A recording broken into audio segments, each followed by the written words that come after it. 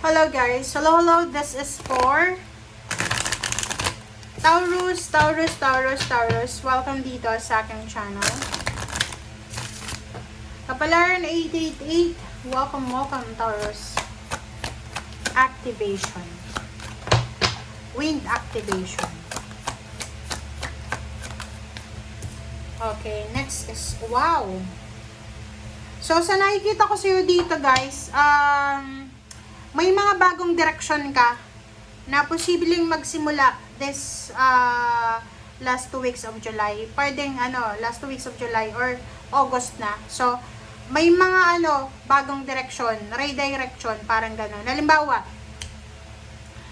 nakapagtapos ka ng education, teacher ka, okay? Pasado ka sa board exam, bigla mong maiisip na, ay hindi pala yung teaching yung gusto ko eh.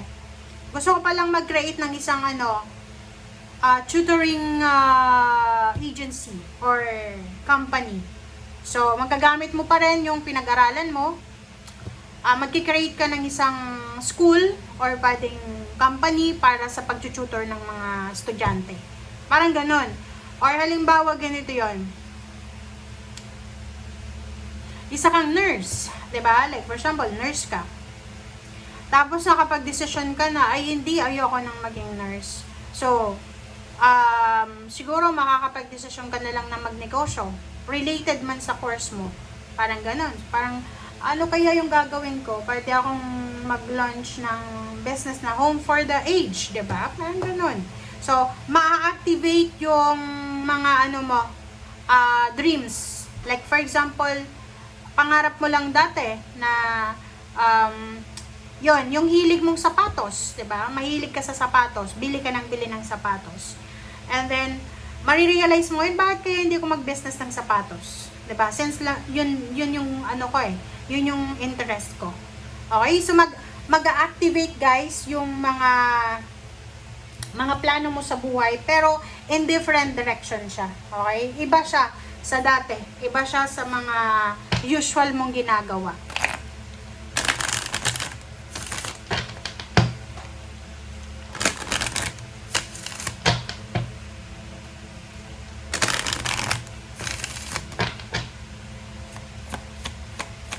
Pwedeng ganito yon.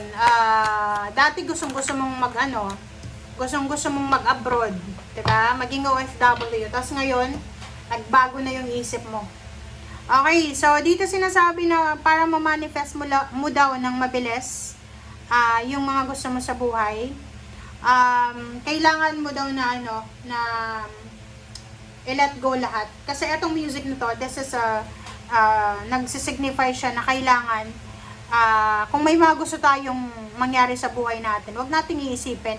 Naniniwala kayo ganito yon. Pag tumaya ka sa loto, kailangan kalimutan mo na tumaya ka. Kasi maliban sa mananalo ka, parang ganun yon. Mananalo ka or minsan nananalo yung iba na tumataya sa loto. Pag tumaya sila, na nakalimutan nila. Pero kung tumaya ka, every minute, every hour na inaalala mo na tumaya ka, hindi ka mananalo. Parang ganun. I don't know what's the logic, pero ganun yung nangyayari.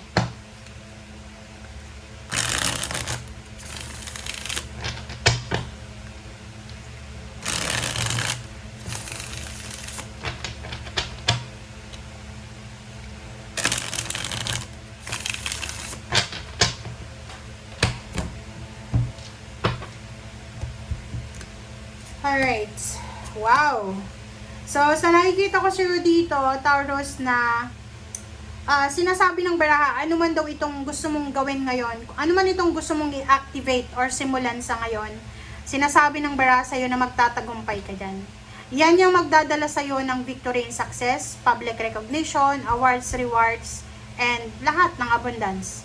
Sa pera, sinasabi ng baraha na kung ano man na maiisip mo sa ngayon, yan ang makakatulong sa'yo para maging balanse yung pananalapi mo. Okay, so alam ko na. So, yung iba sa inyo dyan, makakapag-desisyon kayo na pumunta ng ibang bansa, mag-abroad, lumipat ng bahay, lumipat ng lugar, mag-level up, mag-apply ng mas mataas na posisyon sa trabaho, maghanap ng company or maghanap ng trabaho na mataas yung pasweldo. Sabi na. 'Di ba? So, this is a confirmation, guys, na ngayong last 2 weeks na to ng July, makakapag-isip ka, Taurus, na mas magandang maging OFW kaysa magstay sa Philippines. Ten of Pentacles, and then, yun. So, sinasabi ng bara sa'yo na may iba sa inyo dito, Taurus, na kayo ay makakapasok sa isang trabaho, sa isang company, na mataas talaga yung pasweldo. Matatapos na yung problema mo sa pananalapi, matatapos na yung sobrang pag-aalala mo, lalo na sa pera.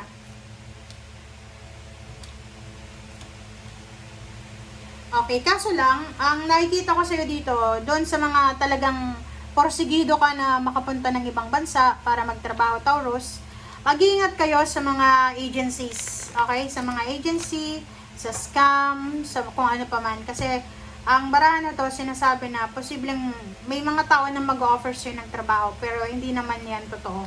Parang hihingan ka lang ng pera, okay? So, para daw hindi ka magsisi sa bandang huli, basahin ang kontrata, huwag maglalabas ng pera agad-agad hanggat hindi ka nakakakuha ng kontrata or ng visa. Okay, so sa nakikita ko rin sa'yo dito, Aries, sorry, Taurus. Okay, so maybe this is in connection with the Aries. Taurus, so sinasabi ng bara sa'yo dito na meron sa inyo dito, lalaki ka ba? Sa nakikita ko sa'yo dito, maybe may mga away gulo sa Aries, yon. Pwedeng yon. Isang Aries or isang Taurus ang nagsisisi. Or pwedeng pinagsisisihan yung mga nangyari sa nakaraan. Parang ganun. Okay. Isang love life ang posibleng parang sila, mag-cool off muna. Cool off na love life. Yung parang cool off lang, hindi naman hiwalay sila. Comment nga sa comment section, guys. Kasi nakafocus ka sa sarili mo eh.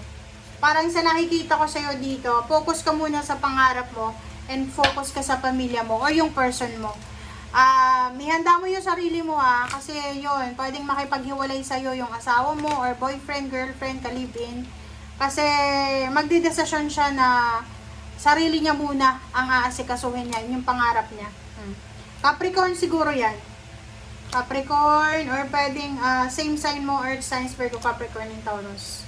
Sabi na. Libra, pwedeng Libra din. So, sinasabi ng bara sa'yo dito na pwedeng may mag-offer sa'yo ng kasal, or pwedeng ikaw yung nag-offer ng kasal sa iyong ka-live-in or boyfriend, girlfriend, tapos nireject niya. Kasi may plano siya sa sarili niya. Gusto niyang pumunta ng ibang bansa or gusto niyang unahin muna ang pangarap niya. Unahin niya muna yung pamilya niya. Okay guys, thank you for watching. Bye!